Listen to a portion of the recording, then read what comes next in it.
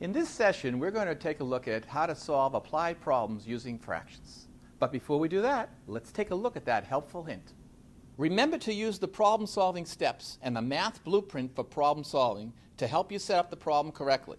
When dividing, remember to invert the second fraction and then multiply.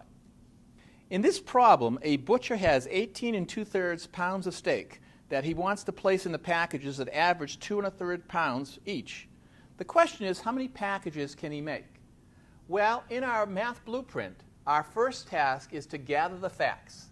So we're talking about the total amount of pounds of steak are 18 2/3 pounds of steaks.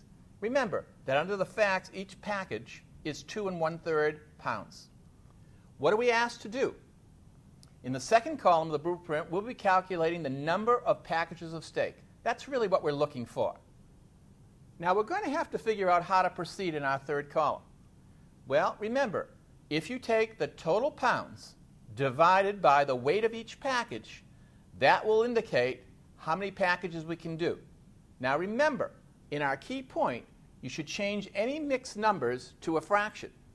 So, for example, the 18 2/3 to an improper fraction becomes 54 plus 2 is 56 thirds, divided by, now the 2 1/3 becomes what? 6 plus 1 is 7 over 3, so we'll divide it by 7 thirds. So 56 thirds divided by 7 thirds will now equal 56 thirds times 3 over 7, or 3/7, since we're doing what? Inverting the fraction, which is called the reciprocal. When we factor it out, our ultimate answer becomes 8 packages.